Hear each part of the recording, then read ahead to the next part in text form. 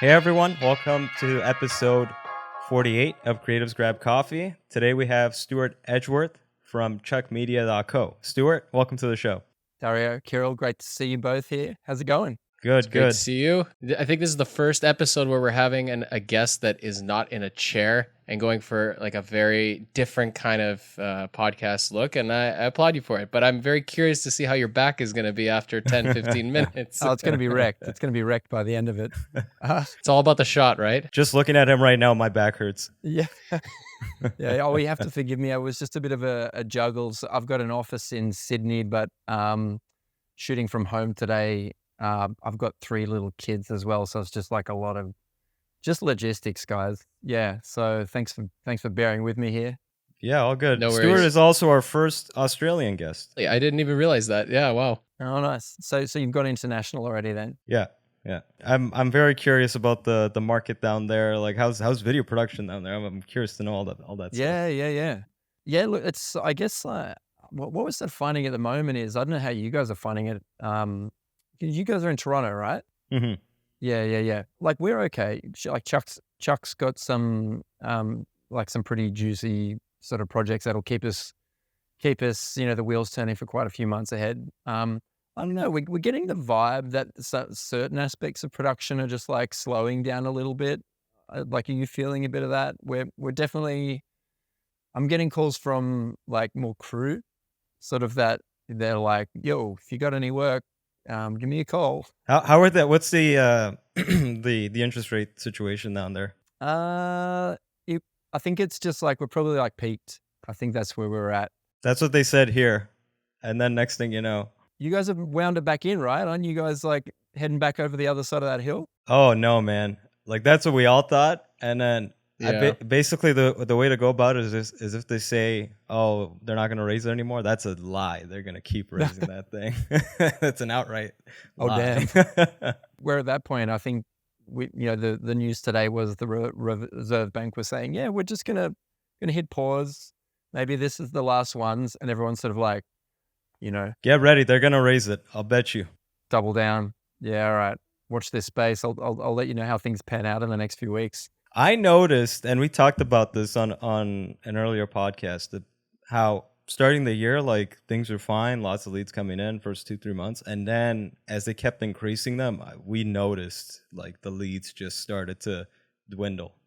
And it's not just with us. Like other people I've spoken to, same situation. Well, I don't know how it is in the States, but at least in Canada, UK, now it sounds like Australia too. It's like an infection, man. It's spreading. I'm sort of in two minds about it because before, so I've been in full time back in production for over a decade now. And before that, I kind of had like another weird little life where I was in business development and sales for like an international adventure sports company. And so, I had like this whole business development sales headspace where it's you just, if things get quiet, it's your fault. You just hit the phones harder or you just hustle harder and stuff keeps coming in. So yeah, look, I think, I'm not saying that things aren't slowing down. Like I said, I'm getting more calls from crew who are just sort of, feeling the pinch a bit and just, and so they're hustling a bit more. But I think like we're kind of lucky. We got a couple of our clients we've got some government clients and they're sort of like longer pipeline projects. So it's sort of like we've got that benefit of having at least like a few months of work with some bigger projects. Whereas, yeah, like I know a lot, some other video production companies, it's more like, you get those smaller projects where, you do it, but then you're just always looking for the next one, right? Which can be stressful, can be super stressful. You mentioned that you came from a background of business development and sales, and you mentioned how there really isn't a slow period unless you're not like really pushing to do outreach in some way, shape, or form. Do you apply the same kind of tactics for your business as a video production company, or do you take a little bit of a different approach to getting leads? I guess just by nature, I've still got that. There's at least some element of that sales mentality. Look, I mean, I moved out of sales because it is pretty high pressure, right? There's you've got to have a certain personality type to keep going with it, and it is like it takes a lot of just personal energy to to maintain a really high level in sales and business development. But I mean, you guys know as well, right? When you've got your own business, you've got some sort of fire inside you, which you want your business to succeed. So, so there's always, and all of us, particularly when you start out, you go through those peaks and troughs where you're flying high and you're pumped with business, and then suddenly the bottom falls out, and you're like, well, I got to get some work in quick. And so it's more like a fear of I don't want to be in those in those troughs as much. So I think that's where like that drive comes from. But yeah, 100%. I'm still doing outreach. I'm more of an outreach relationships kind of guy when it comes to how I'm hoping to build the business. So you're doing like cold calling or anything like that? Look, there's an element of cold calling, but it's not like the classic pick up the phone and call 100 numbers and hope like 2 of them stick. I don't really have that in me anymore. It's more targeted cold calling, I guess. So for example, if we're sort of completing a series of induction and training content for a pretty big infrastructure project here in Sydney. What we're doing is we'll sort of shop that to other clients that we think we can help. So it's sort of like, look, this is very much in your wheelhouse. It's in our wheelhouse. This is how we can help you. This is how we can, how what we can provide will benefit your business. But just making sure it's like an actual alignment, and also we ask our clients for referrals. So like a big part of what we're doing as part of the whole customer journey, right, is like kind of planting the seed that referrals are really important. And it'd be awesome if you thought of any other people that you've worked with that we might be able to help in a similar way, because even though like 10 years down the track, still, I don't know, 95% of our business is still referrals. We don't have some amazing marketing machine that just brings organic leads in. We don't have that kind of operation. But yeah, I mean, curious to hear about you guys. Like, I know a lot of businesses have got it dialed in terms of like more of an integrated digital approach. We're still kind of old school in a lot of ways, where it's like leads, referrals, relationships, that kind of thing. I mean, like I'm kind of jealous of that, to be honest with you. And also, like, if it's not broke, why fix it, right? But for us, we were operating on a lot of referrals when we first started out. But again, we didn't have like a big chunk of them. Like it was like a couple here or there. Not consistent. The quantity was also lacking. But then once we started focusing a lot on SEO, we started getting our leads coming in from Google search, right? So that's mainly been our jam. Now we're trying to explore different avenues for that. We're just prepping some stuff for social media. Like we had several guests talk about how they had a lot of success with doing ads on Facebook and Instagram, and I don't know if they said LinkedIn, but it's something we want to explore in the next coming months. Yeah.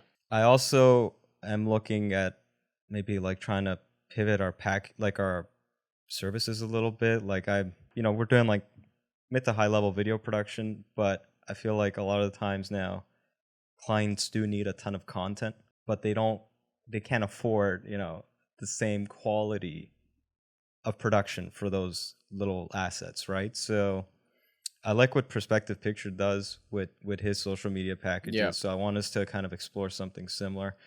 In terms of outreach, I don't know. I was thinking about that recently. I think our approach for that is just going to be like targeted content or like knowledge pieces, and then just publish that on social media, and like hopefully through that traction we'll get something. I don't know. Like maybe it's just me. Maybe I'm just nervous like doing cold outreach or something like that. It's not, I think there's another side to the relationship building, which I think Stu, you were talking about, where it's not necessarily cold outreach to certain like people you don't know, but kind of like inserting yourself in different kind of like communities, like maybe like marketing groups or teams and things like that, just getting known in different communities and just keeping relationships like those alive. And then down the road, you never know where that person might get hired at a different company and might need video content down the road, and then that's how they'll remember you. So that kind of relationship management, I think, is key, which is why that's one thing I've been like also trying to keep at a certain level with certain marketing groups. Like one thing that we've been a sponsor of over the past few years is the American Marketing Association in Toronto. They are all over the US as well. And so I'm just kind of in that community, going to certain events, talking with people, trying to go to other marketing events within the city, just to kind of run into people I know, and just like building those relationships, maybe getting introduced to a few different people. Obviously it's not something that guarantees work down the road. It's kind of like watering a plant to get, like a vegetable garden down the road. You may get fruit, you may not, but something really good can come of it down the road. But again, that shouldn't be your main source of that shouldn't be your main thing that you rely on. You have to think of different ways, and that's what Dario has been kind of talking about, which is trying different ways of finding where business can potentially come from. Stu, you mentioned how like you really let your clients know that referrals are pretty important. Yeah. I'm just wondering, like, what's your process for that? Because I personally, I find it hard enough to get a review out of them. I don't know how you're like getting both, I ask all clients. It doesn't mean we can get one off all clients. Same with reviews as well. That's just part of our the process. At the end of every job, we'll follow up and and send a message thanking them and asking for a review. I don't know, maybe like 30% of our clients end up leaving a review. But then if we work with them again, like usually, I don't think it's because people don't want to leave a review, but I think things just get shuffled down people's inboxes. Yeah, I think so too. That's mainly it. It's not that people don't want to. There's such a huge to-do list for a lot of things, and people just don't have time, and then they forget. Sometimes that's even how it is with sometimes emailing back and forth between people. It's not that they don't want to get back to you. Sometimes it's just like something came up and they have to deal with that it just keeps getting shuffled down. Yeah. Sometimes they're not allowed either. I found that out recently. Like two of our clients, apparently, like legally, they weren't allowed to write a review for us. Okay. Yeah, right. All right. Well, there's that too then, right? Yeah. I was like, okay, I'll stop pestering you. Like a corporate client? Yeah, corporate. Yeah. Okay. Something about how like they'd be representing the company if they did that, and they'd have to get permission. So I was like, okay, don't worry about it.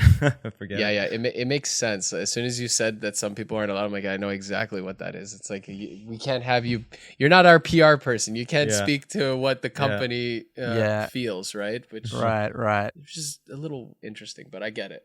It's like that brand reputation thing, right? Like they're so focused on making sure that nothing could potentially damage the brand. Yeah, okay. That's interesting. Hey, I'm curious, do you guys sort of, with the productions that you're working on, do you tend to, do you niche down? Are you sort of like servicing a broad range of clients? Are you targeting certain stuff? Broad. Yeah, especially I don't want us to niche down on anything. I like the fact that it's always something random that we haven't done before. It's almost like, okay, I get to check this off the list. Like we have this, actually it's already August. We have a project this month. It's for a hair salon company. We're doing like an educational workshop series with them. So there's that. We've done manufacturing. We do like a whole bunch of different things. We've done water bottles, dog treats. We did a lot of manufacturing videos this year, which was actually kind of a funny trend. A lot of manufacturing. Yeah, right. And do you think having some clients having seen that you've done manufacturing videos, maybe that's like where more came from, or that was just like a random occurrence? It wasn't public, so I don't know how they found it. But hey, I'm happy to do it. It's always interesting. Like I mean, for sure. The last one we did was for like a garage door company, and it was like super fascinating to see how they're made from beginning to end. You're like, oh, okay, interesting. I didn't know this. Like interesting little tidbit. But if you see like garage doors, like it's not like wood or something on the inside. It's like styrofoam. Do you know that? Oh, really? Yeah. I think that's, you know what? I've got a feeling that's a Canadian thing. We Oh, definitely what's don't have styrofoam? styrofoam on our garage doors. That must It's be like insulation. some type of like foam like material. Maybe I'm wrong now. I don't remember the exact name, but it looked like styrofoam.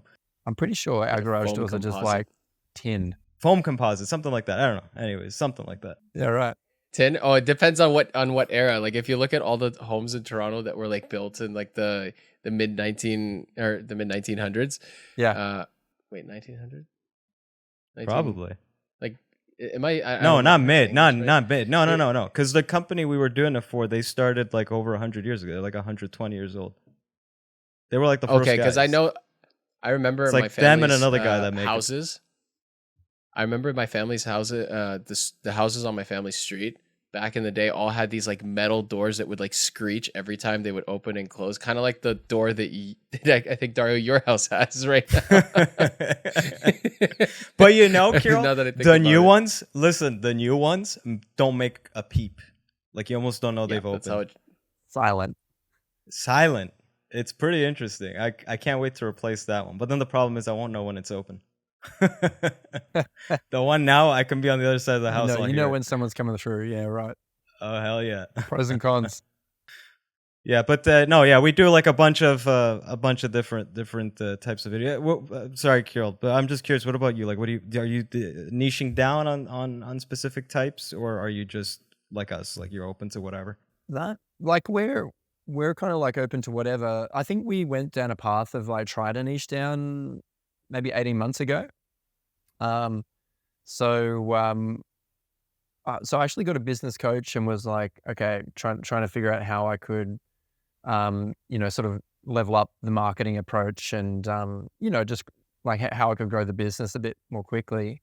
And so part of that strategy was niching down. And at the time, we were actually doing a lot of work for healthcare and pharmaceutical companies. Just like it just happened to be that our biggest client then was a pharmaceutical company, and we'd done some other healthcare stuff. So we're like, well, look, these are good clients. We kind of know how they operate.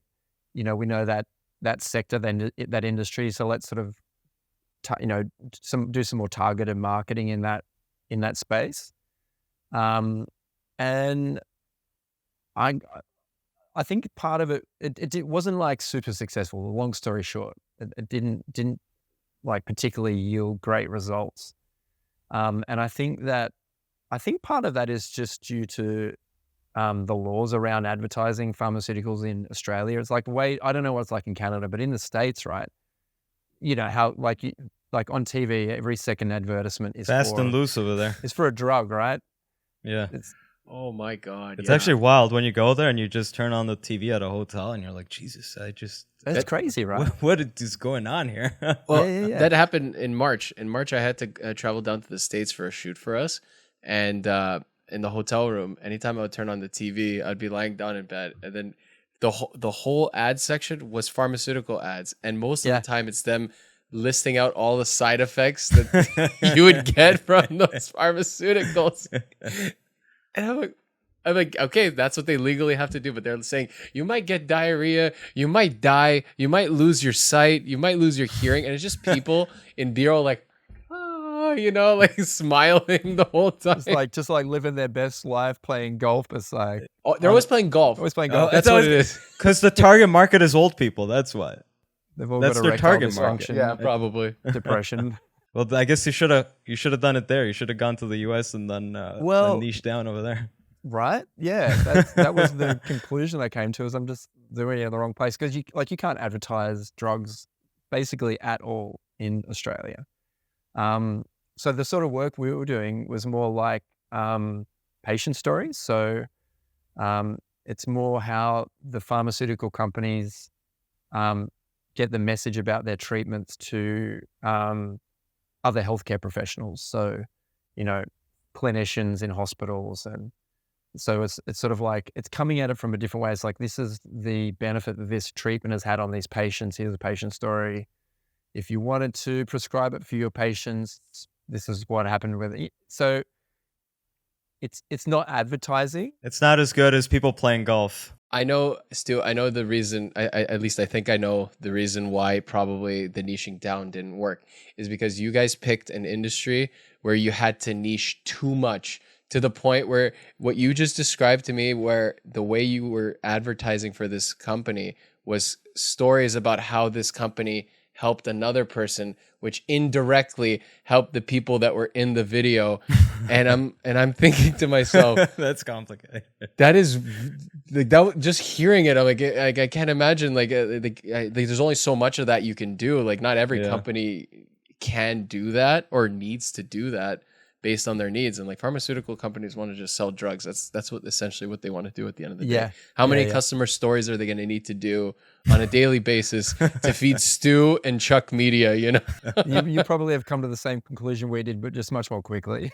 Hey, everything's trial and error. Yeah, right. So and then like weirdly we got introduced to like a big consortium that's doing a big infrastructure project here in Sydney.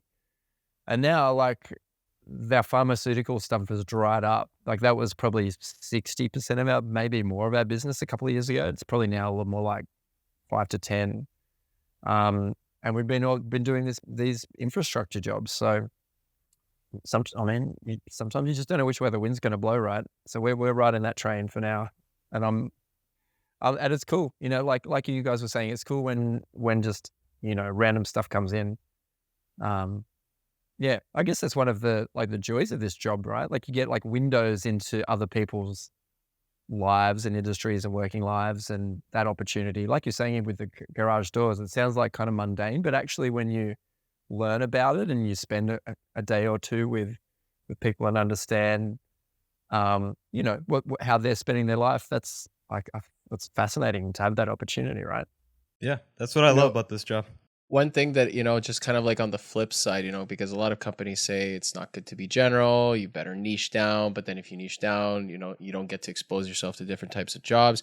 Do you feel like the kind of like do it all types of projects kind of approach, do you feel like that kind of like boxes you into the box of like, you know, you're not the master of any type of video project or industry as a result, compared to like say other companies that only do like say industrial work, other companies that only do pharmaceutical work, other companies that only do this? Like maybe it's not industry so much, so I think it's more so production type.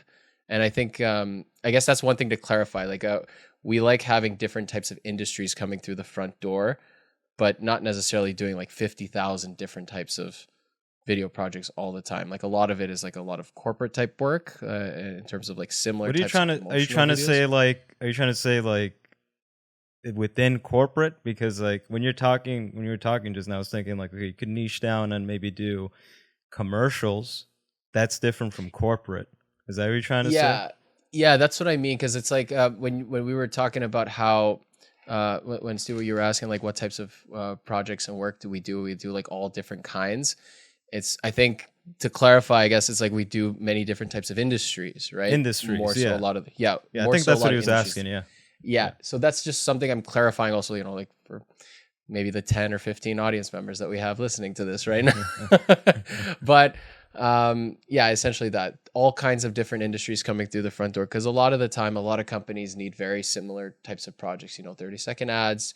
1 minute promotional videos, maybe 2 to 3 minute story videos or something like that. It's a lot of like similar types of content. I think you could pretty much niche down in the sense that like if you're a corporate video production company like us and Stu, like you can have a lot of one type of industry, right? That you can consider that kind of, I have enough of a niche in that particular industry, right? But to be honest with you, like we've all done videos for a ton of different industries, right? Yeah. Yeah, exactly, which is normal. The niching down, the way I see it, is you could just specifically focus on like maybe just finance. Like I know By the Booth, the animation company, they're focusing strictly on finance videos now. They niche down over there and on that industry. Or you could just focus on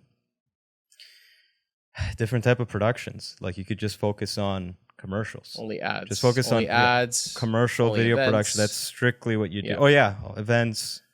I kind of think as well, right, with niching down, it's referring to maybe what you're targeting with your marketing, but not necessarily what's coming through the door and what you're still producing.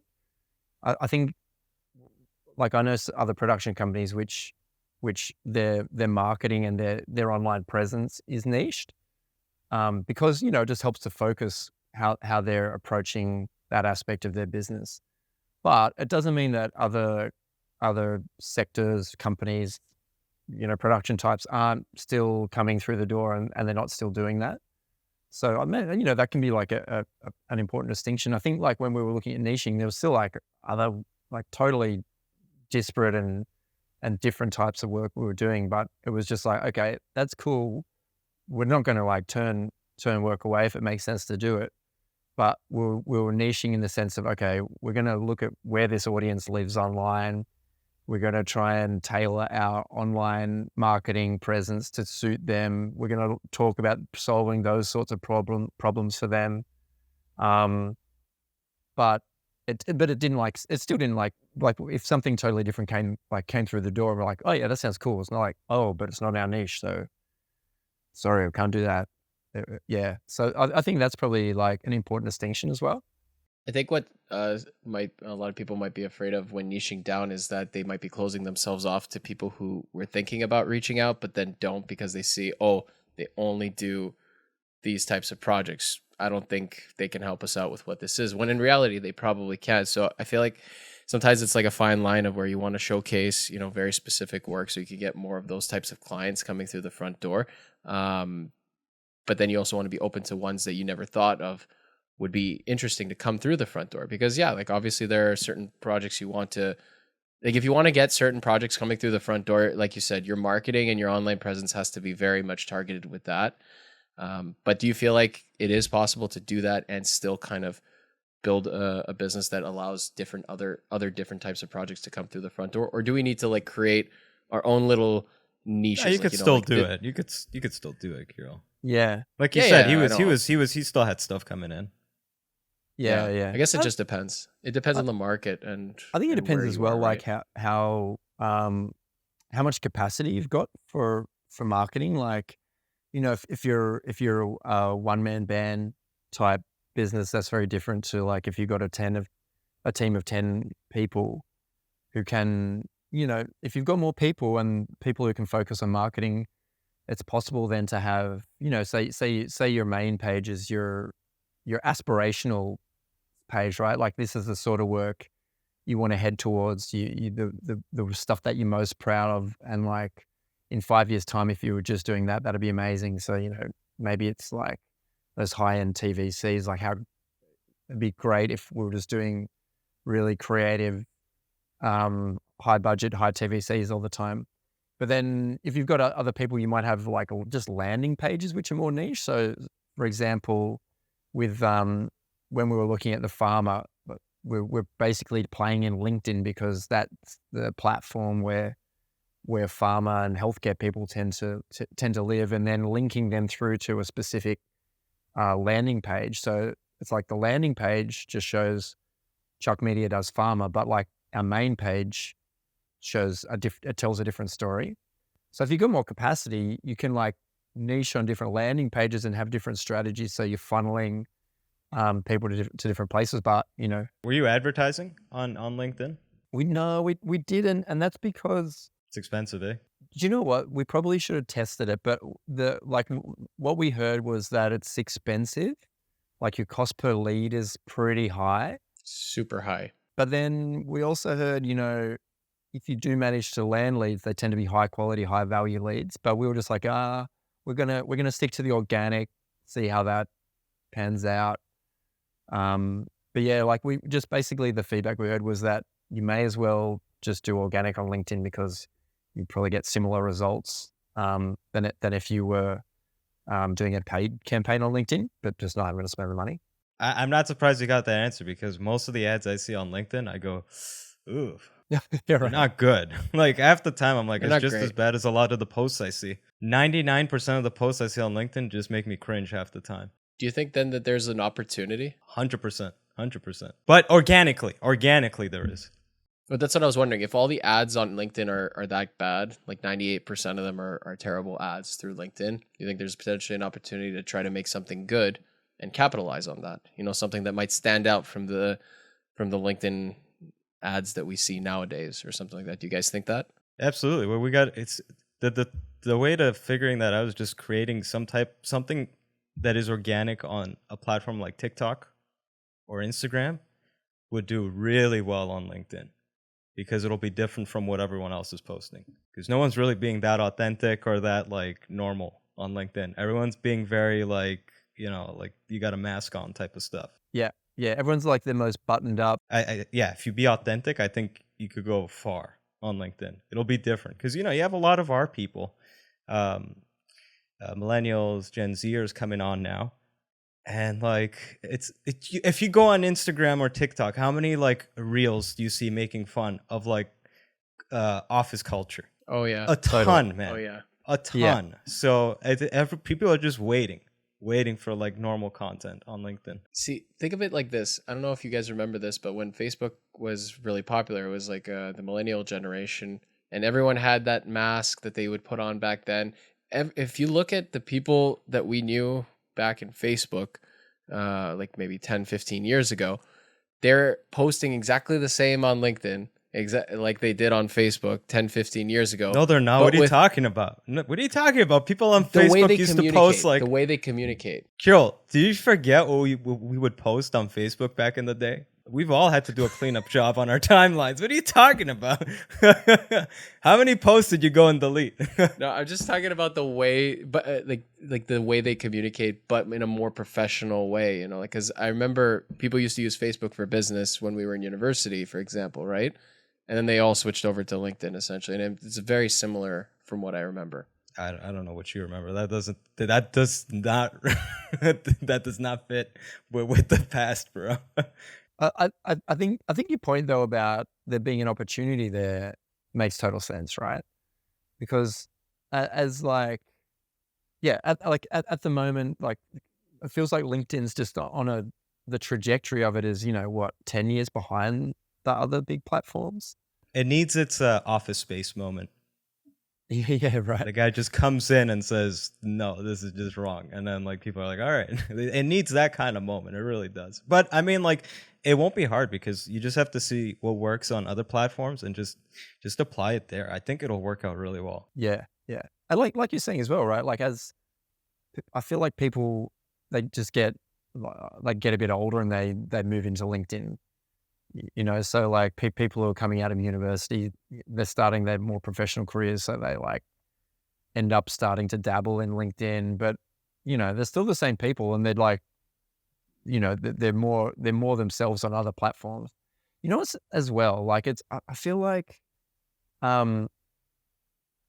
it's really important to remember that like social media is still connected to the real world. It's easy to think of it like this nebulous sort of thing, but it's like, well, these people that, if you message them or you post, they're still real people. So you can still try and actually connect with them in some way in real life. And I feel like that's kind of where we've had success, like just leading the real world into, connections that have maybe started on LinkedIn or vice versa, as opposed to having them, like totally separate spheres and like hoping to get leads just direct from a social media space, if that kind of makes sense. Yeah. You've gotten some leads through LinkedIn at this point? Like he said, organically? He said the majority of his stuff was from referrals or making connections, like outreaching on LinkedIn. Oh, but through LinkedIn. Yeah. Well, like, connections on LinkedIn, but then we'll catch up in other ways, particularly with the pharma stuff. It's like industry specific. So then sometimes be events or you talk to someone who knew someone because they worked at another company. It's like, oh yeah, send that guy a message. And it's just sort of like, I guess just treating the real social network as an extension of the digital social network or vice versa. Like those networks are not, they're not separate lanes. Yeah. How's your team? Like what's your team size like? Or dynamic? Our dynamic? Like, how do you mean? How's your team dynamic? Just so I can understand what you mean. Like, that is a complicated question, Kira. What do you mean by that? I actually don't know what that sounds political. What do you mean by that? he threw that in there because it was a big word. He's like, it'll make me sound smart. No, I mean like in terms of how you work, like how you work with your team. The dynamic is he's the boss and they listen to him. That's the dynamic. What dynamic There do you you go. want, Okay. Kirill? Okay. Like, do we have a like more of a left wing political structure in the team, or No. Listen, I've been on vacation for the last 3 weeks, so I've heard. I'm Yeah. just easing myself into it. Today is his first day not drinking margaritas on the beach, so give him some space. Yeah, you know? exactly. He's got to like come back to reality. Yeah, so we got in the team. So we got an editor, producer, plus me, and then we like other contractors. So for these projects we've got at the moment, we've got an animator and graphic designer who are sort of working with us for a few months. And then, you know, like when we've got productions, we're just crewing up and down. We've got sort of our tight knit crew that we've built over the last 10 years or so. Like my background is actually, even though I have that like sales sort of thing, my background is really as a DP.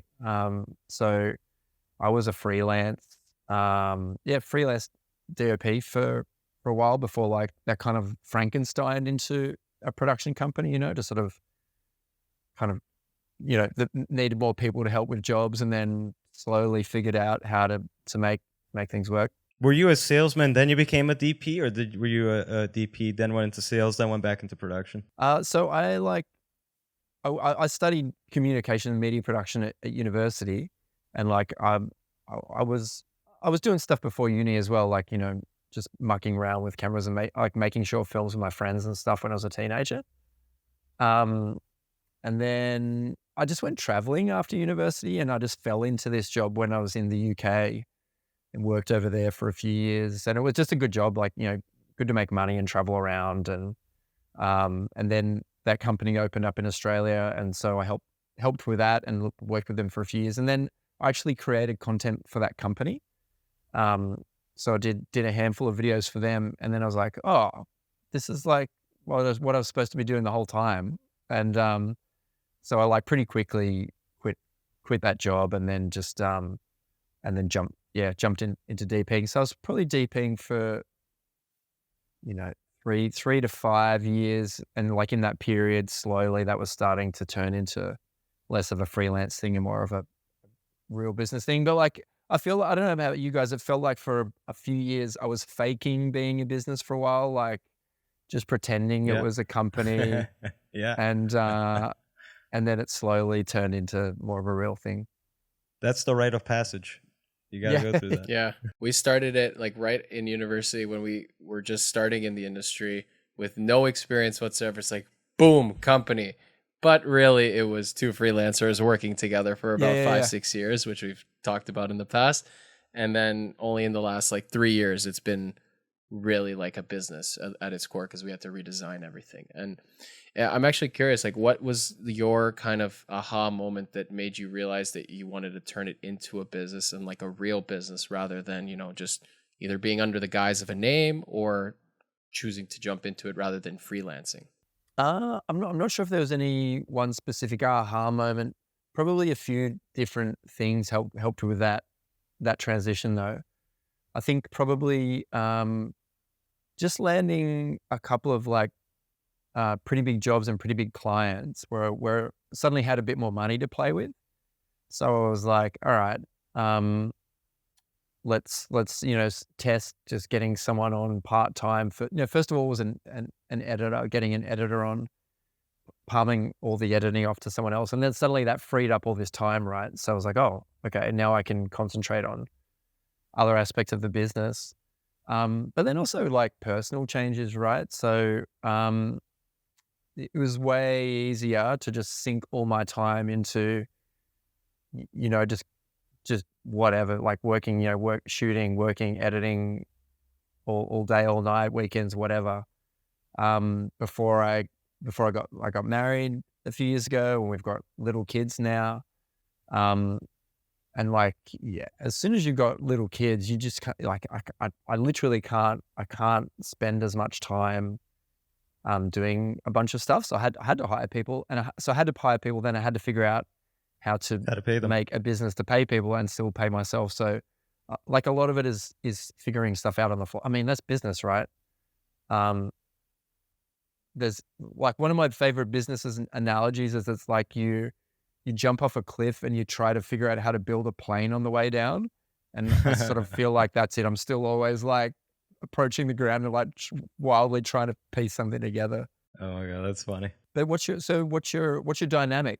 Tell me about you. What's the I'm gonna let Carol answer this one. The dynamic is essentially Dario and I is like we're the two core members and both partners in it. And like you, we hire a lot of different contractors, and that's kind of how we manage it. We do want to eventually build out a bigger team, but we've realized it's going to be a slow burn until where we get to that point where we can bring in some full-time people. But that makes me so nervous. Like hiring full-time people makes me so nervous. You have no idea. Yeah, at least at the moment with the way things are, it still just makes sense to keep it the way it is with us. I mean, it took such a long time for us to get it where it's basically two of us being paid full-time salaries, right? It's like we've heard from a lot of other companies, it's hard to go from 1 to 2 and then 2 to 3. But then as you start moving into it, then it becomes a little bit easier. So it's like jumping from 1 person to 2. You basically need to multiply your business by 2 for it to be profitable in that sense for everyone.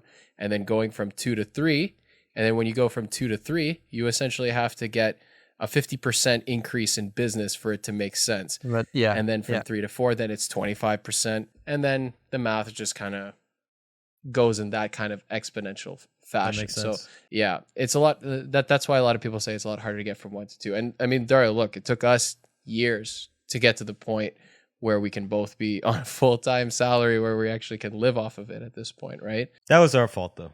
If we that was our fault. That was our fault. If we did things the right way, it would have been a lot sooner. All experience, all learning, right? Yeah. There's like you like there's no way to have that perfect path from start to finish. You got it's inevitable. You've got to make those mistakes. I don't know anyone in business and production or wherever who hasn't had those growing pains and had to go through that. I think one thing that helped us with that, that leap, as you're saying, is we didn't.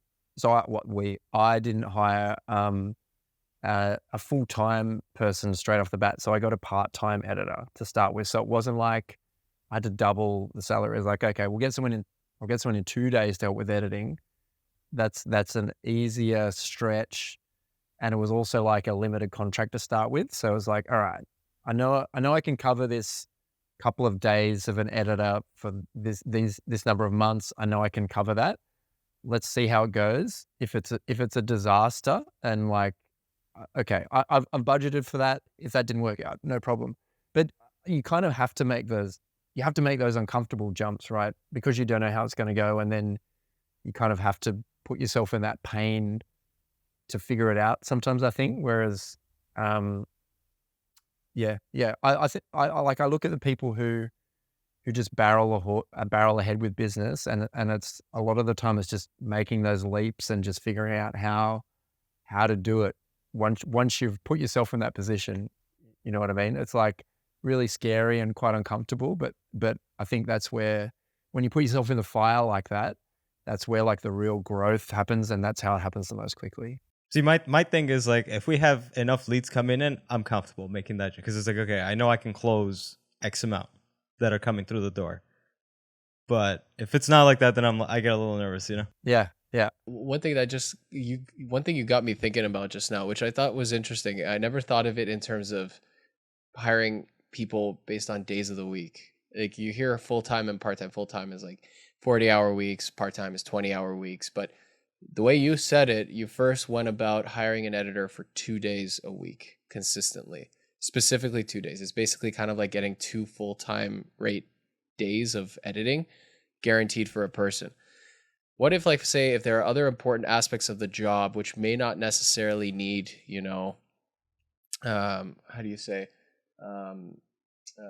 full-time essentially worth of work, but you hire that person, like say you need a production manager or something that works like 1 or 2 days a week as well.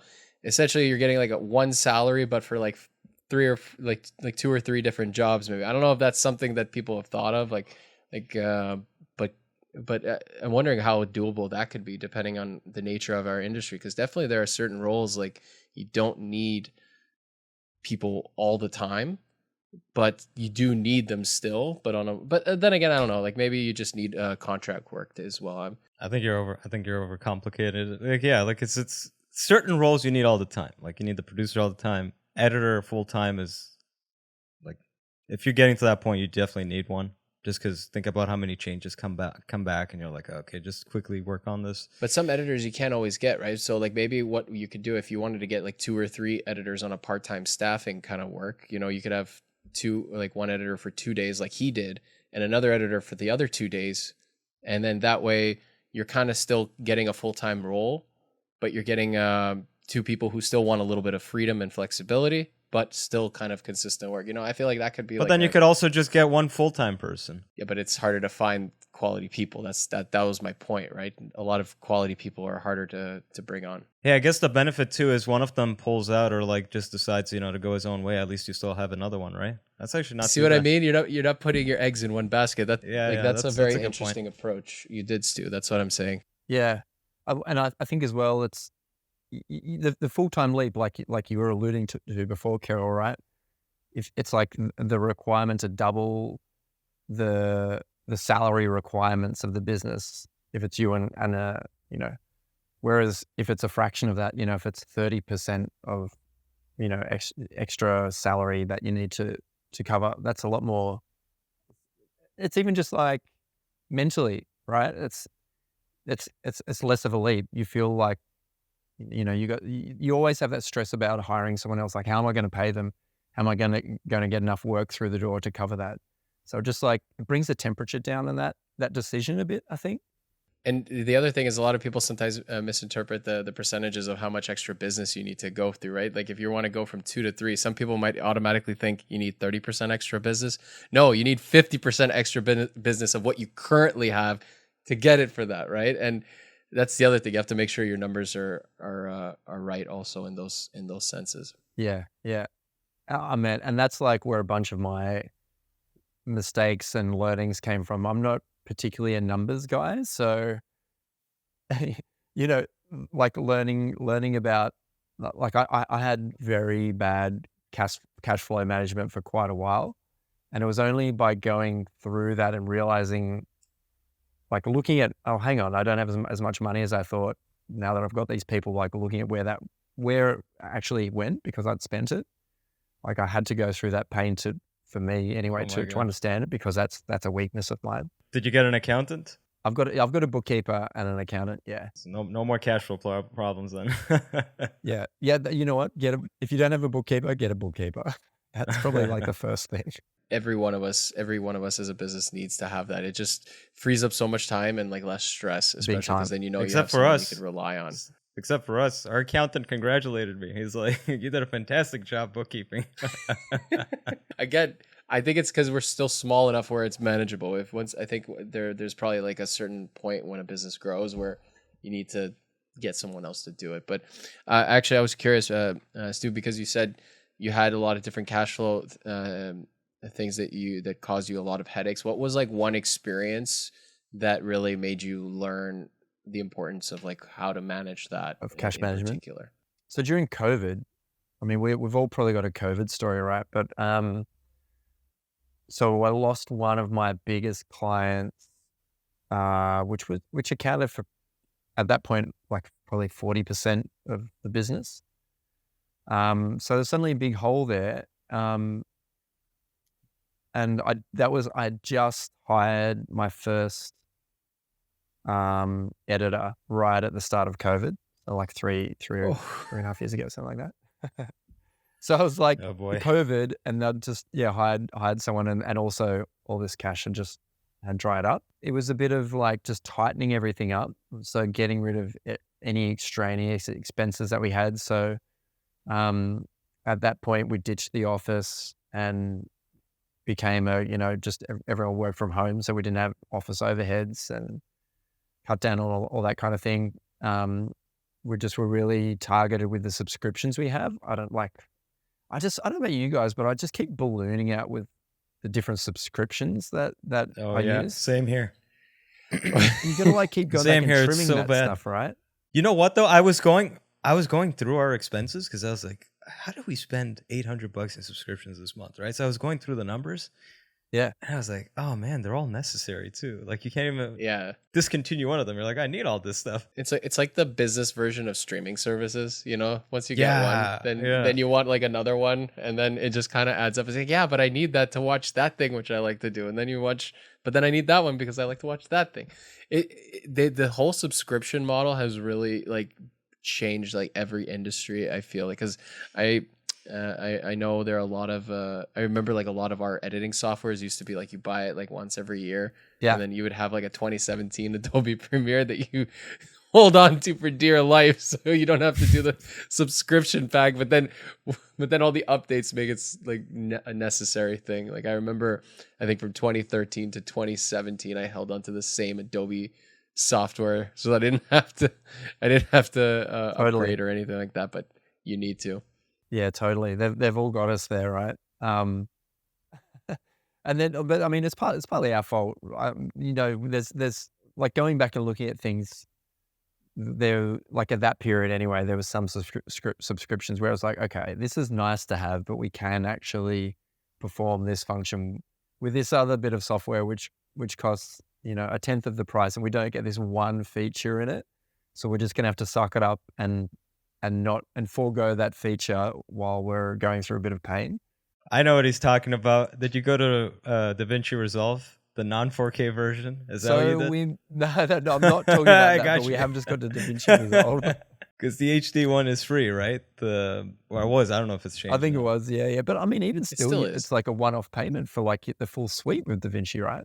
Instead of the subscription. It's great. Hey, I'm not knocking Yeah. it. It's amazing. Yeah. If we didn't start on a Premiere, we'd be working on that right now. But yeah, I think as well, like, so probably the first hire before the editor even was the bookkeeper, like getting someone to do the books part-time, just to tidy all that up. But, you know, I guess you gotta know what your weaknesses are, right? And try and address those too.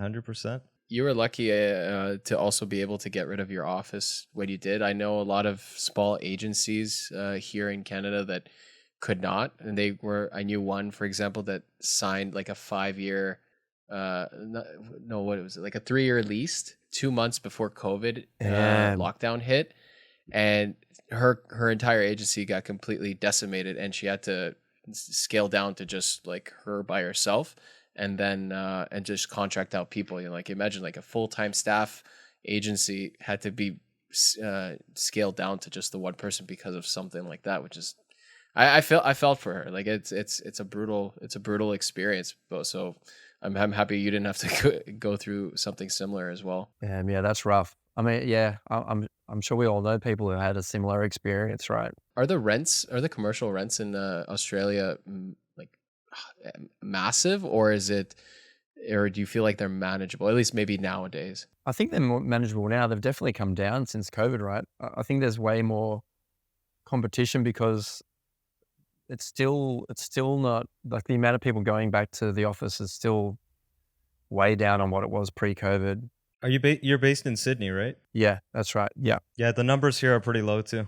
You know, it's funny. I remember when things started opening up again and companies wanted to film B-roll of people in the offices working, but a lot of the time people were still working from home. Dude, to this day. Just offices that were empty. And yeah. To this day, it's still a problem for a lot of the shoots we're doing at offices. Like, they got to call people in. Most of the time, they're not there. I don't blame them either. Yeah, one of our clients, they'd moved from, they had a big manufacturing factory with their offices attached, kind of like on the outskirts of Sydney. But they decided to like split their business and bring all of their team to like a really sweet new fit out right in the middle of the CBD in Sydney. It was like a 4-level brand new fit out. They would have spent, you know, hundreds of thousands of dollars fitting out the offices, and that was like just before COVID. So they had this beautiful new 4 levels in a tower in the city, and it was just like ghost town. And I'm sure like that would be repeated across the city. It was just a ghost town for like a couple of years, right? I feel like the universe targeted those businesses in some way, shape, or form. Sometimes I wonder, it's like, what, like, why did it have to be like right before COVID that all that happened with them? It's like maybe at least 6 months beforehand, or maybe just something. Yeah. There's bad luck, Dario, and then there's that. Like, it's like imagine you buy a car, you sign on it, and then immediately after you sign it, you see the bumper just like fall off right then and there, and it's like oops. Or you drive it off the lot, literally drive it off the lot, hit a curb, and the whole car falls apart. Although to be fair, this was like a pharmaceutical company that did pretty well out of COVID with some of the things that they're fine. They're fine. They were fine, man. Yeah. Those guys are trillionaires now at this point, which is wild. Dude, that office got paid for more than 5 times over by the end of the pandemic. It's just like a little vacation office for them at that point. It's like, oh yeah, we'll go chill at the office. No big deal, no problem. We're kind of like hitting the hour mark soon. Just before we go, is there one piece of advice that you would give to any other like new aspiring filmmakers, entrepreneurs, or production companies that are just starting out? Just starting out? Or that are like maybe even... Or that are still going, Yeah. Not still going, Kirill. Like, maybe they're like, they want to take that next big step. You know what? I feel like the longer I stick around doing this, as I said, it's sort of like just the past 10 years where it's been my full-time vocation, where I've been like just, hardcore in production and running a production company. But like, I'm at a point now where like I just want to make sure I'm enjoying it, and I'm working with friends, so I'm making sure if I'm going out and we've got a production day, it's great people around me, and I'm actually, I'm spending time doing something that I enjoy. So it's easy, and we've all got to pay the bills, right? So you do sometimes have to make decisions just based purely commercially, but you got to make sure you have those projects that keep you enthused and like keep you excited, whether it is doing passion projects on the side. So I try and do a passion project each year. So whether it's a short film or music video, or just stuff that is like we'll burn money on it, but I'm proud of it and I feel good doing it, and it's stuff to show people, and it's stuff I can say, hang my hat on and be like, yeah, this is something I'm really stoked about. So yeah, just make sure you find ways to keep enjoying it, because it can be tough, right? Where everyone hits speed humps with their business. So you got to make sure you've got those things that keep you enthused. We're lucky though, right? Like we are lucky in terms of generally the sort of work that we get to do. It's pretty amazing that the sort of industry that we're in. It's funny you mentioned that, because early on when we were starting out, or when I was starting out, I loved taking like a lot of equipment with me on my vacations and trips, and I would always be like, I'm gonna create like an awesome travel video, and I'm gonna take a lot of clips and everything and do something cool when I come back with it. And now when I go on vacation, I think to myself, I don't want to be working or thinking about creating videos. I'll just bring a small camera with me and only take some photos here and there. I'm not going to create an elaborate travel vacation video or anything like that. I deal with this all the time. I don't have the time to go through that when I get back. So what's the point? The first episode we shot this year, Kirill and I made a bet, which is public. And we said, if we don't create a passion project each by the end of the year, we're going to do an episode shirtless. Yeah. You're right. So we're about 7 months in. We're 8 months in. We're 8 months in. 8 months in. We still haven't done it. The clock is ticking. The clock is ticking, so fellas. Keep your eyes open. You might see a very special episode coming up. You're right. You know when we're going to end up doing it, and we're going to call it a passion project. We're gonna call it December 30th is when we're gonna do. I'm on vacation the 14th, so it's got to be before that. At least yours has to be before that. At least yours has to be. I still get December to do it. Yeah, well, make sure you do it right. That's it's good that you set yourself a goal and a target to do that sort of thing, right? I think that's important. you got to make yourself do that sort of stuff. My goal is to become very fit by the end of the year. So when I Okay. take that shirt off, All right. it'll hurt less. Right. He's going with plan B. He's going with plan B. Like, you know, 'cause leaning he has hard a feeling. into plan B there. Yeah. No, it's plan A. A for abs. Abs. I'm like, no. Oh man. Listen, Stu, before we end this, okay, why did you call your company Chuck Media when your name is Stu? So it'd be called Stu Media. Yeah, Like, yeah. I wanted to ask you this when we first had our conversation. I was like, what's going on here? What? It was just like, so when I was like 18, I went and worked at a summer camp in New York, and I was teaching video production to kids there. Like it was like a pretty plush summer camp for like rich New York kids that did like, you know, it was totally wild. But it was just for whatever reason, that was my nickname there, was Chuck. So I was like, all right, we'll just repurpose that nickname. So that turned into the company. He's like the guy from Fight Club. He's got his alter ego. Yeah, exactly. It's my dark side. I was on your website, like looking to see like who was running it, because I only today got a chance to look through like a few things for work, and I'm like, where's this Chuck guy? I'm like, there's no Chuck anywhere mentioned here except for the name. And then I'm like, who are we talking to? Stu. Does he work for Chuck, or like? I'm like, Chuck back here anyway. Like, what's going on? Like half the time when people are calling me up the first time, they're like, "Hey, Chuck," and I mean, I don't correct them. I think there's a few people who think I'm called Chuck out there. Stu, I have an idea for you, and I wonder how this might play out for you in your sales approach and with dealing with clients. It's like anytime a client has a question for you, you have to say, "Oh, let me check with Chuck. He's your silent partner." Oh my or God, the that's silent genius. owner, the That's silent genius. owner of the business. Oh my Nobody God, that's good. knows. Nobody Except for knows or sees him ever, but he has final say on everything, and he just communicates through Stu. Dude, you know, you gotta mess with your new employees like that. you have to. You have Please to do do this. Oh, hang on, let me call Chuck. and That's not gonna work. You know what? No, that's not gonna work. Listen, after a month of messing around with them, then you go like, okay, it's time to meet Chuck. And then you're like, I'll go grab him. You walk out, you walk back in, it's you. Stu, you're in a very unique position with this. Like, I wish our name, really work. our business name now was an actual person's name, just so we can mess with people like this. This could really get me out of some sticky situations. Yeah. You should actually, like what Carol said, you should actually use that, because like a lot of times when we're talking to clients and I just don't know the answer, to not look dumb, I say, I got to check with Carol. Yeah. Even though I know he doesn't know the answer either, right? I just need a little bit of time.